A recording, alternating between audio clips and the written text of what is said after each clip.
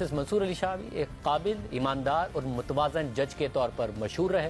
اپنے فیصلوں میں ایک طرف جھکاؤ ان کا کہیں نظر نہیں آیا۔ جیسے منصور علی شاہ 28 نومبر 1962 کو پیدا ہوئے۔ انہوں نے ابتدائی تعلیم ہم نے بتایا آپ کو کہ H S N college Lahore سے حاصل کی۔ پنجاب یونیورسٹی سے LLB کرنے کے بعد اکنامکس میں ایم اے کیا۔ جسٹس یحییٰ آفریدی سے 1 سال سینئر رہے۔ اس کے بعد کیمبرج یونیورسٹی سے قانون میں ایم اے کیا۔ کارپوریٹ وکیل کے طور پر آفریدی شاہ اور من اللہ نامی لا فرم کے ساتھ کام کیا، جس میں ان کے پارٹنر اب نامزد ہونے والے چیف جسٹس یحییٰ آفریدی اور جسٹس اطہر من اللہ تھے۔ جسٹس منصور علی شاہ 15 ستمبر 2009 کو لاہور ہائی کورٹ کے ایڈیشنل جج مقرر ہوئے۔ 13 مارچ 2010 کو انہوں نے مستقل جج کے طور پر حلف اٹھایا۔ پھر 28 جون 2016 کو جسٹس اعجاز الاحسن کے سپریم کورٹ جانے کے بعد لاہور ہائی کورٹ کے چیف جسٹس مقرر ہوئے اور لاہور ہائی کورٹ میں اصلاحات کے حوالے سے اپنا کردار ادا کیا۔ لاہور ہائی کورٹ کے چیف جسٹس کے عہدے پر وہ 6 فروری 2018 تک فائز رہے اور 7 فروری 2018 کو انہوں نے سپریم کورٹ کے جج کے طور پر حلف اٹھایا۔ 1 اپریل 2019 کو جسٹس منصور علی شاہ نے سابق صدر جنرل پرویز مشرف کے خلاف لاہور ہائی کورٹ بار کی درخواست کا فیصلہ لکھا، جس میں خصوصی عدالت کو یہ اختیار دیا کہ وہ پرویز مشرف کے خلاف کارروائی آگے بڑھاتے ہوئے ان کا بیان ریکارڈ کرے اور اگر وہ بیان ریکارڈ کرانے نہ آئیں تو ان کی غیر موجودگی میں ہی ٹرائل آگے بڑھائے۔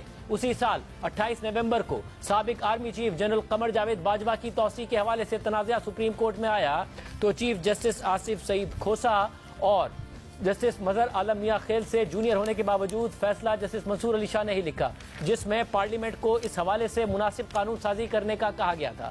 جسٹس قاضی فائز عیسیٰ کے مالی معاملات کو FBR میں بھیجنے سے جن 3 ججز نے اختلاف کیا تھا ان میں بھی جسٹس مقبول باقر اور جسٹس یحییٰ آفریدی کے ساتھ جسٹس منصور علی شاہ شامل تھے۔ حالانکہ اس وقت اسٹیبلشمنٹ کا شدید دباؤ تھا۔ عمران خان، اس کے علاوہ جنرل فیض حمید، جنرل باجوہ، سب جسٹس قاضی فائز عیسیٰ کے خلاف تھے۔ عدلیہ پر دباؤ تھا، عدلیہ میں ایک دھڑا ان کے خلاف تھا، مگر جسٹس منصور علی شاہ دیگر ججز کے ساتھ کھڑے ہوئے۔ جسٹس منصور علی شاہ نے اس کیس میں 65 صفحات پر مشتمل اختلافی نوٹ میں عمران خان دور میں جسٹس قاضی فائز عیسیٰ کے خلاف صدارتی ریفرنس کو بدنیتی پر مبنی قرار دیتے ہوئے لکھا تھا کہ صدر مملکت نے جسٹس قاضی فائز عیسیٰ کے خلاف ریفرنس بھیجنے سے پہلے ذہن استعمال نہیں کیا۔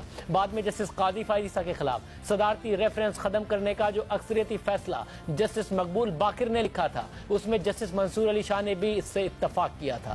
جسٹس منصور علی شاہ نے جنوری 2021 میں ریپ کیسز سے متعلق ایک تاریخی فیصلہ جاری کیا اور لکھا کہ ریپ کیسز کا جو کرمنل ٹرائل ہوتا ہے اس میں متاثرہ شخص نہیں بلکہ ملزم ٹرائل پر ہوتا ہے، اس لیے عدالتیں متاثرہ شخص کے لیے غیر موزوں الفاظ کا چناؤ نہ کریں، جس میں سیکس کی عادی، بد کردار عورت، نان ورجن، آوارہ عورت جیسے الفاظ شامل ہیں۔ جسٹس منصور علی شاہ نے اپنے فیصلے میں لکھا کہ تمام خواتین اس بات کے قطع نظر کہ ان کی شوہر